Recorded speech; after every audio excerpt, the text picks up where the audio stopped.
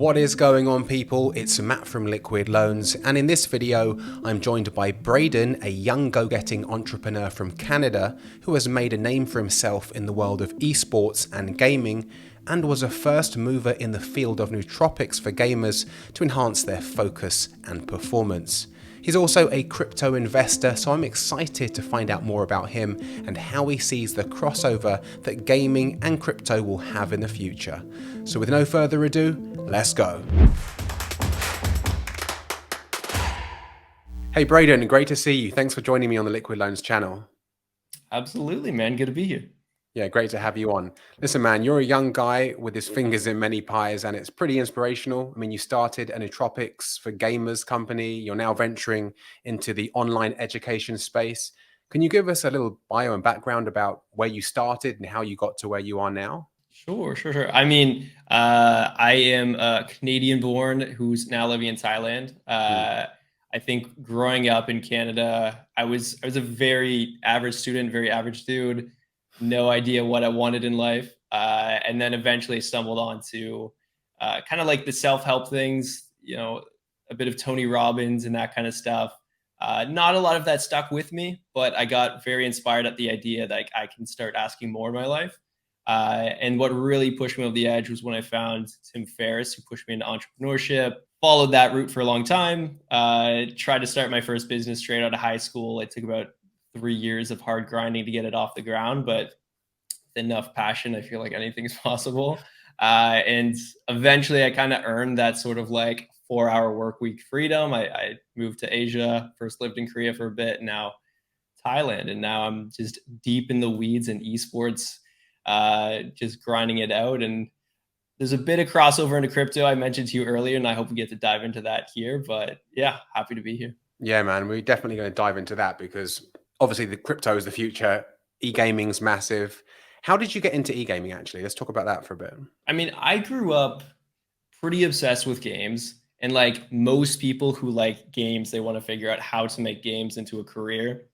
And so I grew up watching tournaments. And I mean, for a lot of people who don't know esports, like esports is just the very competitive side of gaming. It's like the athletics of gaming. You go to these big sold out stadiums and watch your favorite pros on stage playing for millions of dollars. So growing up, you see that and you think, wow, I want that. That sounds amazing. But especially when I was, in high school, there was no clear path to actually getting there. And so I tried to figure out what is that path? How do you become a pro gamer? And it's very different than becoming a professional athlete. If you're pursuing football or basketball, there's usually a relatively clear path of like, this is what you have to do in order to get there. In esports, it took a lot of research to figure out what that is. And then you figure out you need to have some sort of advantage over other people. So I try to figure out, what is my advantage? I was obsessed with like kind of neuroscience, performance psychology, and I dove deep into that. I thought if no one else is looking at this, the brain for an esports athlete is kind of like the body for a traditional athlete, or in that if you improve your brain, you can become much more effective in the game. You can make better decisions, have better performance, think faster than your enemy, and thus become, ideally a pro. And so I dove deep into that. And that spun into what you mentioned is a nootropic company for gamers, where no one was looking at that space. Like if you go to the gym and you work out, you take like creatine and protein and all these supplements. For gamers who wanted to improve their brain, there wasn't a lot of supplements on the market for how to improve your brain. But the nootropics industry was very much there. So I just tried to kind of create that bridge between the two. And what was the ingredients, the main ingredients, or the stuff that was really boosting, their focus or their performance? Yeah, I mean, it's funny. It started out as this like laundry list of ingredients that I wanted to make like the perfect supplements. And at that time, I was very experimental. I had like probably hundreds of supplements and vitamins in my closet, and my closet looked like this like weird little drug den almost of just scales and powders. 100% legal, I promise. But my parents thought it was weird because at that time I was living in their basement, and I had made like this perfect formula. But because I grew up in Canada, I started my company in Canada.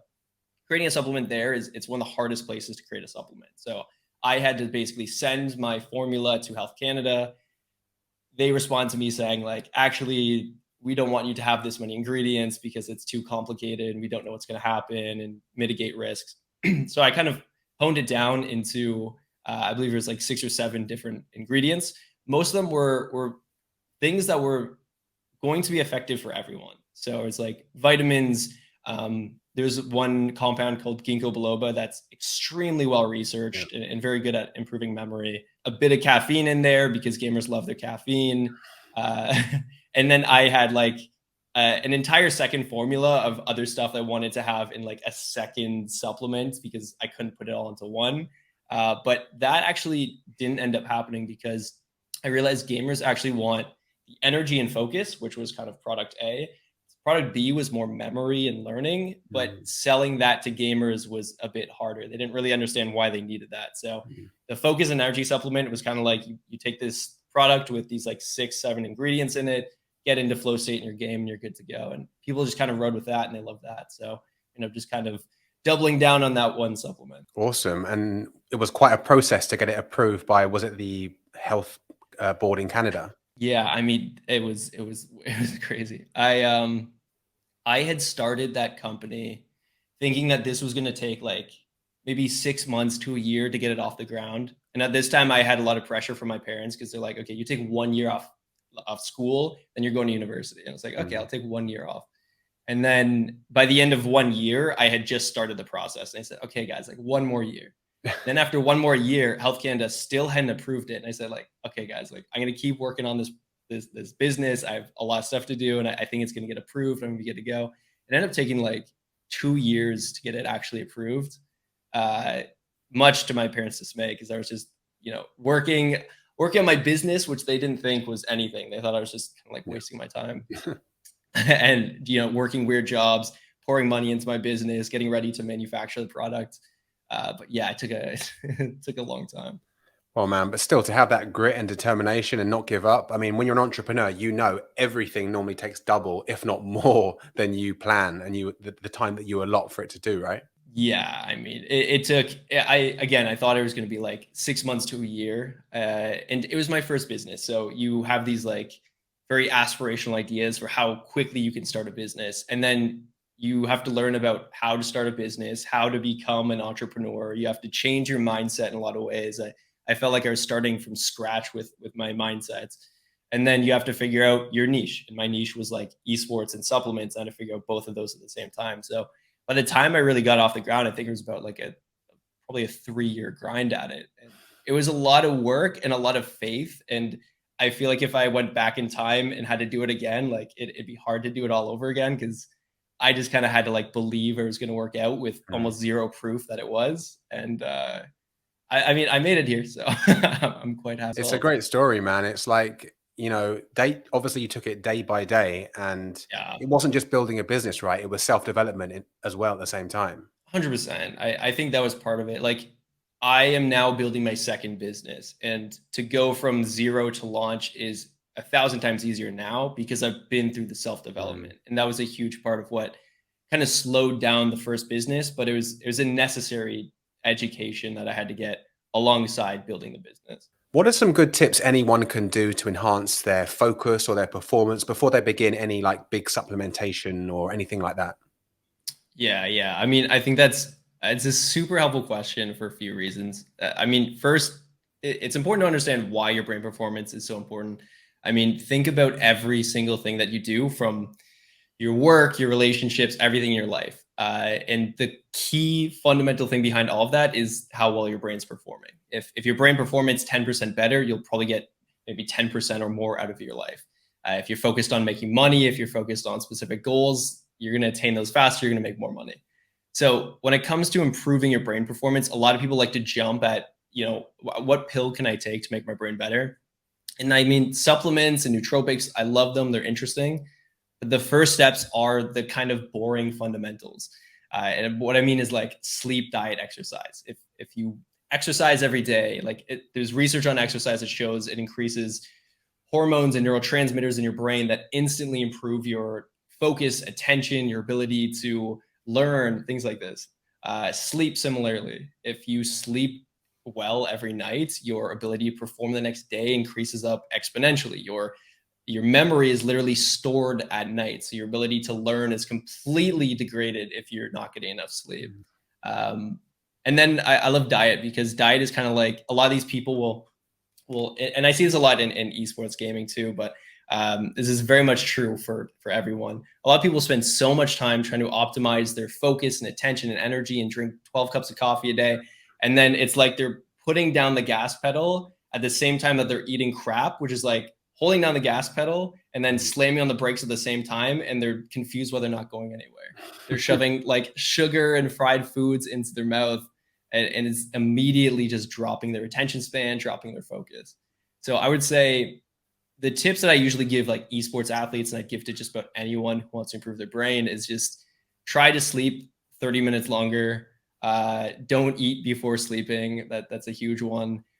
Cut out the two things with diet are like sugar and vegetable oil. Vegetable oil is in a lot of crap, and everything that's fried. You cut those two things out, your brain performance is going to be a lot more optimal. And then for working out, you don't have to get too crazy. Just try to throw in at least, if you can do at least 20, 30 minutes of cardio every day, it's a huge, huge factor for improving neurotransmitters like BDNF, which, a bit too nerdy, but it's huge for improving your memory and your ability to learn. The other thing I would add on to that is what to do after that, which is also kind of fun. So you have, your core fundamentals of your lifestyle. Those you can probably double your brain power by just mastering these things: your sleep, diet, exercise, environment. The next step is supplements, which can add maybe an extra like 20% brain power on there. Like, they can be helpful if you get the right supplements. There's another level that I would say is coming up and becoming more popular these days, which is actually brain tech. And I'd recommend people look into it because it's interesting. So you have things like neurofeedback training, which is you strap something onto your head and it trains your focus. Or other things like transcranial direct current stimulation. It's a lot of interesting research on how you can use technology, put a low current of stimulation over certain areas of your brain, and it might be able to increase your focus or increase your ability to learn. And I think these are areas that if anyone's is interested, or even closer is interested about improving their brain performance, they're worth looking into. Start with the basics, kind of work your way up to supplements, and then check out brain tech. It's pretty interesting. Awesome. Well, so in life, as always, the foundation is sleep, diet, and exercise. What do you do? What do you do yourself to optimize those three things? Oh man, I mean, I feel like my journey with these has come a long way. I feel like every year I figure one small tweak out that completely changes everything. So for me, sleep was a huge one. I used to get 8 hours of sleep. I still get 8 hours of sleep, but I thought that was enough. Turns out quantity isn't everything. The quality of your sleep is a huge factor. So I would used to like intermittent fast, but I'd binge eat at night. So I would eat a ton of food really close to bed. Eventually, I found out that that's not helpful for your sleep. Your sleep quality is completely degraded by that. And so I stopped eating anywhere close to bed, 4 hour gap before bed every day. That's a huge one for me. Making sure that you sleep with, if you can sleep in a really dark room, try to make it relatively cold, put AC on to 18 degrees. In terms of food, for me, the biggest thing is just cutting out the crap. I mean, it doesn't have to be overcomplicated. You just cut out the sugar, cut out the fried food. For me, I do intermittent fast because I like that. And I'm very much sensitive to carbs. So low carb as much as I can. As soon as I eat like a bowl of rice, my brain performance is just completely degraded. So You're living in Asia. I'm living in Asia. This is really hard. This is hard. Every day, I think my girlfriend orders something with rice and she wants me to eat it, but you're telling her no. I like all day. I'm like, I don't eat for the morning. Then when I eat lunch, it's like almonds and nuts, like just like something that's just very like low carb. And then usually if I'm at the end of the day and I'm like done my work, I'm like, all right, I'll indulge a little bit, eat something with some rice. Great tips, man. So you're doing low carb, eating healthy, you're getting your 8 hours, and you'll make sure you're getting quality sleep with, a Yeah. dark room.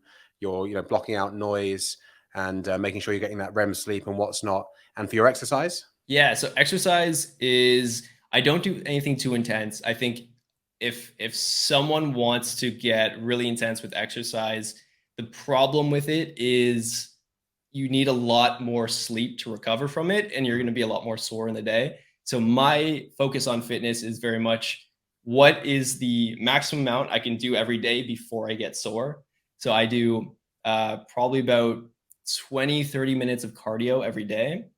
And then weightlifting is, again, it's only like 20 minutes of weightlifting. So I'm not going for muscle mass. I'm not going for being, the best looking guy on the beach, but I'm very much focused on just being the most healthy I can be and improve my brain performance. So every morning, wake up, do some cardio, do some weightlifting, get into my day. And that's kind of my cup of coffee these days. It's just getting that exercise in the morning. Awesome. So where it stands now, what does the future of e-gaming look like? Yes. I mean, like I mentioned before, esports it's already crazy big. It's bigger than most people realize. You have, like, right now it's the world championship for probably the biggest esport, League of Legends, and you have sold out arenas all across North America. They're playing for like crazy prize pools, insane salaries for these teams. Even another game called Dota, the world championship prize pool is $40 million. So Wow. imagine being like 19 years old and you're like playing on stage, you're playing a video game, and the prize pool is $40 million, right? So Nuts. it's already huge, but it's growing at an increasingly faster rate. Like I believe it had doubled in terms of viewership over the past 5 years, and it's set to kind of double again over the next 5 years. So it's for sure not slowing down, especially as more people from developing countries get connected to the internet. And I mean, the younger generation is kind of said to be like a gaming native generation, or millennials have been the social media native generation. So Hmm. a lot of kids these days are sitting on iPads playing Roblox and these games, and they're playing with their friends because that's how they socially connect online. Hmm. So I think it's hard to predict exactly where it's going, but it's obviously just getting bigger. Yeah. Some people predict it's going to be bigger than traditional sports in a generation or two. Um, some are saying that virtual reality is going to kind of take over esports, and the cross of traditional sports and esports and like esports as it is today, it's going to come together into you know basically like you're playing with a headset on, you're playing athletic games, but it's more interesting because there's crazy stuff happening to the viewers. Hmm. Yeah, I've seen some footage and it's crazy. It's like stadiums full of people, right, screaming, watching these guys play games. It's nuts. Yeah, it's huge. And I mean, that's what excited me about it so long ago, was just seeing that you could turn a passion for an entertainment into a real career, and Hmm. you could develop a sense of mastery in it. The same way a lot of people respect chess masters, because you have to study the game and you have to put your entire self into a game, what should be entertainment. But on the other end of it, you developed a sense of mastery and you can do things that people didn't think were possible. And so when you see that within esports, it's very much the same as people who are obsessed with something like chess. And Hmm. if you grow up with these games and you watch someone do something crazy that you didn't think was possible, you really admire how much uh, dedication they put into the game. They could have trained 12 hours every day for like 6 years straight just to kind of make that one championship play, right? Yeah, I mean, it's obviously just full dedication. Obviously, kids start playing because they love it, and then they become obsessed with it. And the fact that now you can look up to people making what, tens of millions of dollars from winning these tournaments, it's kind of insane. Yeah, absolutely. I'm in love with the industry, to Mm. to put it lightly. It's amazing that it's possible. And again, I only see it going up from here because the viewership keeps going up. Brands get involved with it. New games come out. It's yeah. What do the demographics look like? Is it mainly, I'm thinking a lot of Asian kids love playing games, right? But I'm sure there's, a lot in the West as well. What does it look like? Like where the age and also the location of the gaming and esports these Yeah. days? To kind of bring it back a bit, I would say esports, kind of as we know it today, probably didn't kick off until about like the late 90s. And it started off mostly in Korea. And Mm. there's a lot of factors that went into play there. It's like, internet was getting faster. They had amazing internet at that time. Uh, they had the Asian financial crisis. So a lot of people were home and didn't really know what to Mm. do. And so the game Dota, or sorry, I believe it was StarCraft first, kind of took off there and exploded. And so there they had all these competitions. There's mostly at these like, computer cafes where they would play for prizes. And so around that time, it blew up in Korea. It slowly spread to like China. And so those demographics are, they're gaming's huge there. Esports is Mm. huge. I was just in Korea a few weeks ago, and a lot of people see it as a very viable career option. Whereas if I went to the USA, to some random city, and I asked some random mom about esports, she probably wouldn't know what it is. Mm. If I do the same in Korea, she might know the names of the pro players, right? Mm. So it's been in that culture for quite a long time, for mostly like Korea and China. And then I would say over the past, say like 10 years or so, it's gotten quite big in the US as well. Europe is quite a bit ahead of as well, but I would say Asia slowly moved to the West over the past 10 years. It's kind of blown up.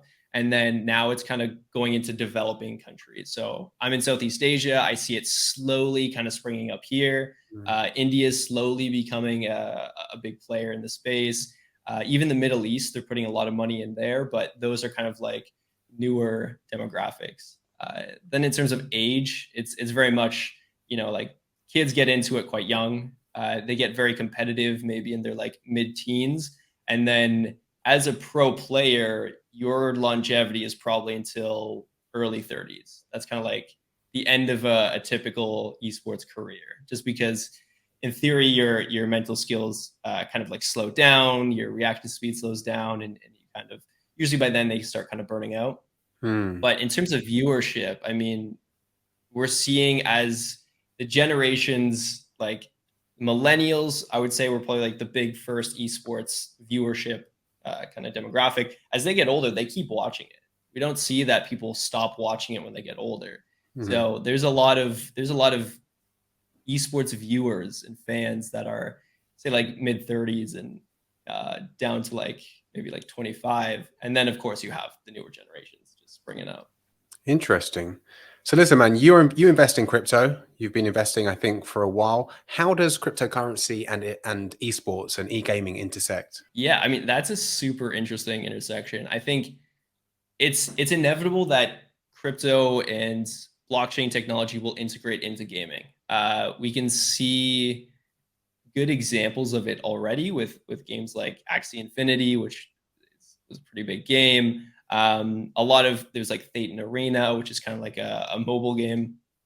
But I think a lot of these are really, really early. Like I don't think crypto and gaming will pop into the mainstream as a core combination probably like 5 to 10 years from now, which is Mhm. completely fine. It takes a long time for developers to really integrate it. But where the value of it comes in is in the digital goods market. So right now, if you play League of Legends or a lot of kids play this game Roblox, in these games you spend your money to get stuff in the game, and usually when you get stuff in the game, it's like a skin that makes your character look cool, but it doesn't actually affect the gameplay. It's just Mm. something for because you like it, because it shows your personality or your interest. And so there's a lot of money being spent just for these kind of things already, and just kind of web 2 games. So you have League of Legends makes over $1 billion in revenue every year just off skins. Roblox, similarly, I think they make close to 2 billion every year Wow. just off in-game digital goods. Then you can look to other games as examples of like there's a game called Entropia that came out in like the early 2000s, Mm. and in that game they encourage like real world spending on stuff in the game, and some assets in the game like these big spaceships would go for hundreds of thousands of dollars, or someone bought a planet for $6 million, like real money. And so that just goes to show like people are willing to spend on stuff within these games already, Mhm. but Web3 is enabling that to become much more mainstream. You have you're able to actually have ownership of something that you buy in the game. Like right now, if I buy a skin in League of Legends, like Riot Games owns that skin. I don't actually own the skin. And if I want to take that skin out of the game, I can't. I mean, if their servers go down, it's gone, right? Yeah. So there's no real ownership of stuff within Web 2 games. Web 3 allows you to have that ownership and allows you to resell it or do whatever you want with it. You also have things like using like DAOs for gaming guilds. So what you can do is you can someone could get the best gear within a game, like an MMO game, like a World of Warcraft, but built on blockchain. they could get the best gear in that and then lend it to their friend, and their friend could use it to, get money in the game and give like a percentage of that money to the lender. And so there's a lot of these gaming guilds that kind of use this as like lenders and borrowers. And that's something that you could never do in Web 2. It's so limited when it comes to things like, sharing your gear or having these sort of like borrowing schemes. It's Web 3 enables a lot more of that, and it encourages it. I mean, a lot of spending money and using real money to get stuff in games in the past has been seen as like a bad thing by developers. Like in the game World of Warcraft, if you sell your account, you can get banned, which is really sad. Like someone puts in 1,000 hours and they want to sell their account and make a couple $1,000 out of it. I mean, they're not doing it for a job, but it's still nice that they can, get a reward at the end of it.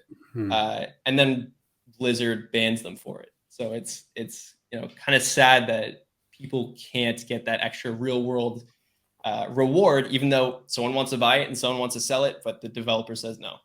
So I love to see that Web3 is kind of changing that, and it's making a lot of the marketplaces of digital goods a lot more accessible, a lot easier, and a lot more efficient. So Web3 is basically giving you full ownership, where Web2, you don't really own it, right? Like you said, it's on the games, or it's on the actual, the game's server. And if that goes down, then you've lost it. Kind of like if you kept your money or your crypto on a centralized exchange and it went down, then you lose your crypto instead of you having it in your MetaMask or in your own private wallet. It's interesting. Exactly. Yeah. And there's a lot of games that are kind of popping up now that already implement this, and it's interesting to see it now. A lot of the games that exist now have only been in development for like a few years, so they're not great games, but they have it built into it. So you can see that you play this game for X amount of time, you unlock something, and then it's in your wallet. So you own it. And then you can go to somewhere like Fractal, which is a marketplace, and you can sell it to someone else. And it's super efficient. It's super easy to do it all. So I love seeing the technology pop up. I think the only problem is these games aren't that well developed yet because they haven't had time. And so they're not that sticky. A lot of people are playing these games to make money as the main goal, but I think they won't really kind of go into the mainstream until they're fun enough that the main goal is to play for fun, and the money is just kind of a secondary side of it. Yeah. I also think, and I want to hear your opinion on this, gamers and people who are into esports, because they're already tech savvy, it's going to be a low barrier of entry to get into crypto, right? Compared to someone who's in their 40s and 50s and thinks, what the hell is Bitcoin and digital assets? Yeah, for sure. I mean, a lot of these games already have like the most complicated ways of making in-game currency and the most complicated ways of making progress within their game. So I feel like gamers love a certain level of complexity, and they're very used to it as long as there's a reward at the end of it. So getting them into Web3 and teaching them about crypto is definitely a lower barrier than trying to teach my dad about it. Exactly. What about this bear market so far? How have you been finding it? What's been your mindset and strategy? Yeah, I mean, I have a bit of a unique perspective on it in that I am slightly glad that it happened. I hate to see my portfolio go down, and it's not great, but I'm very much long-term mindset. So I think this temporary dip doesn't affect me that much. I think the positive side of it is that there were so many projects that were just making absurd amounts of money, and the people behind them were extremely lazy and not really doing much with it. And I think the bear market has kind of washed a lot of that away. And so if we want real developments in the Web3 space, especially in like Web3 gaming space, I think this bear market has kind of pushed people towards actually putting their head down and doing the work and using the money that they have to actually make things happen rather than just hyping people up and creating more speculation. So there's a lot of silver linings. And I think a lot of the real projects that have actual long-term value are going to come out of it completely unscathed. They're going to be fine. So if I'm looking long-term, I think it's all right. In the short term, I just need to stop looking at my portfolio and just keep putting money in. No one likes to see their net worth, go down by 50, 60, 70%. But of course, on the upside, we see, the volatile price movement going upwards, especially in the bull cycle. But like you said, those bear markets, those boom and bust cycles, we need these to shake out the bad projects, and the good projects, they survive and they come back again. And yeah, you end up repeating it again and again in these fractal patterns, but the good survive and the bad get washed away. What kind of projects or protocols do you like or are bullish on at the moment? I mean, I'm very much focused on the gaming space in crypto because I just see so much use case for it, and I see how much people will invest their time and energy into these games once they're good. So I focus on the protocols in which these games are being built on top of, which are things like Ethereum, BNB, Polygon, Solana, things Hmm. like that. And I think as these games get more and more popular, and I don't even think a lot of them will be branded as like crypto games. I think they'll just get popular and they'll just so happen to be built on these protocols. Then obviously the value of those protocols is definitely going to go up. Yeah. So I'm very much I'm quite bullish on those. Anything that these games are being built on and anything that enables the kind of gamify space to evolve. So basically the smart contract blockchains. Yeah, Awesome. absolutely. Well, you need to look into PulseChain because that's what we're building on top of. And PulseChain is going to be a hard fork of Ethereum 2.0, but basically cheaper and faster. And that's going to help out a lot with gaming because, as you know, I'm sure Ethereum fees have been all over the place over the last For couple of sure. years. Yeah. I mean, anything that moves the space forward is on my attention. So yeah, for sure, this as well. Awesome, man. So, what are some of your personal and business goals for the next year and beyond? Yeah, so I'm very much focused on my newer company, which um, is focused on education within esports. As I mentioned, there's no real clear path to becoming a pro in esports. So this company is very much focused on creating that path, helping players get good, and doing it in a reliable way where they get results. At the same time, we've like I mentioned this to you before the show, but we accidentally stumbled into the crypto scene with it, where we had realized that our method of teaching was essentially bringing in influencers with a big followings to help teach these classes, and through it we realized that we could do these kind of like really short kind of like boot camp sessions, do them for free, and it was an amazing way to kind of get attention towards a potential sponsor, or in some cases even towards web3. So we're recently in talks with guilds in web3 games and people in the crypto space to help get these gamers attention towards the crypto space in a way that is actually palatable for them. I think there's a bad perception for a lot of gamers on web3 and crypto because there's been a handful of scams and there's been bad implementations of NFTs into major games. But it doesn't mean the entire space should be thrown away. It doesn't mean that it's not worth paying attention to. So we can kind of lure them in with influencers and these opportunities to learn and improve at their game, and then implement or show them to a new game, say in the Web3 space, where they use similar skills, like they train a shooting game in Web2 game, and then they have a similar game in Web3, and we can say, hey, those skills that you just learned, you can implement in this game, except you can immediately earn stuff in the game that's worth real money. Hmm. So that's kind of like a nice little incentive. Give them like challenges and prizes in order to at least test it out. And I think once they kind of get their hands on it and they give it an honest try, they'll be a lot more interested than if they just hear about it from some random advertisement or some random guys trying to sell them on like an NFT project. I think they actually have to try out these games and try out the good ones in order to accept the space and for us to change the perception of Web3. Absolutely. And I mean, any way that you can help people get into crypto, because obviously there's so many upsides to it.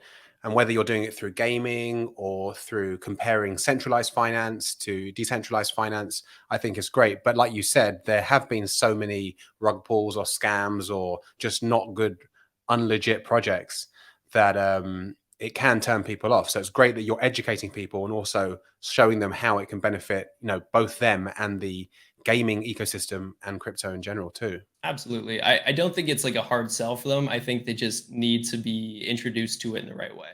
And I think that's something we can help a lot with. So we're currently exploring that a lot with a lot of talking to a few guilds right now and a couple other players in the gaming crypto space. So yeah, quite excited about that stuff. Awesome, man. Well, listen, before I let you go, I was also lurking on your Instagram while doing some research for this, and I saw that you have memento mori in your bio, which is a favorite saying of mine. What does that mean to you, and why do you have it in your on your Yeah, Instagram yeah. bio? I mean, I would kind of bring this back to as I mentioned, like the early days of becoming an entrepreneur, where I was, I guess, trying to motivate myself and figure out what motivated me. And I realized that actually the core motivation for me, the thing that the source of motivation that will never fail me, is the realization that I'm going to die.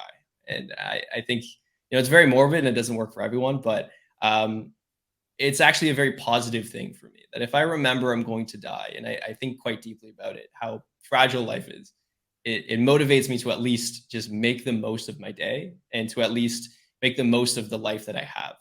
And for me, making the most of it comes down a lot to my work, to the things, the projects that I'm working on. If I half-ass it and I'm on my deathbed, I'm gonna regret half-assing it, right? So if I think about the fact that I'm gonna die, I think, why not go 100% into this? Why would I waste time worrying about things that are just, not gonna matter in the grand scheme of my life? Why would I waste time being lazy when my life is so limited? Why not just put 100% of my effort into the things that I want to pursue, the projects, the people, the things that make me happy? And again, that reminder of death is kind of like this actual positive motivation towards that. 100% agree, man. It's funny that the Romans were talking about this 2,000 years ago, and it's still as relevant today and will be as relevant as long as humans are alive. So that's a great way that you broke it down there. Listen, man, this has been great. I've really enjoyed talking to you. Where can people find out more about you and what you do online, social media handles, websites, all that good stuff? Sure. I mean, I guess there's a few things, which would be, if you guys are in the gaming, esports, and or crypto space and you're interested in chatting, I'm pretty active on Instagram. I mean, feel free to just drop me a follow there. It's a private account, but I'll accept you. If you want to talk business in terms of connecting with any of the projects that I'm into, maybe we can drop links for those and drop my email there as well. If you guys are actively investing, we really literally just opened up a crowdfunding round for the second business that I'm working on, and that was mostly geared for friends and family, but for sure we'll let some people into that as well. So yeah, feel free to shoot me an email or just shoot me a DM on Instagram if you want to chat. Awesome, man. Well, thanks again for your time today, and thanks for coming on the Liquid Loans channel. Absolutely, man. Thanks for having me. So I hope you enjoyed that video and interview with Braeden. If you like content like this, do hit that subscribe button and that bell icon so you're notified every time we drop new content on the channel. You can also tap the like button, share the video with someone who you think it may benefit. And if you're feeling very kind, drop a cheeky comment below for the algo. It does help us out. Thanks for watching, and I will see you on the next one.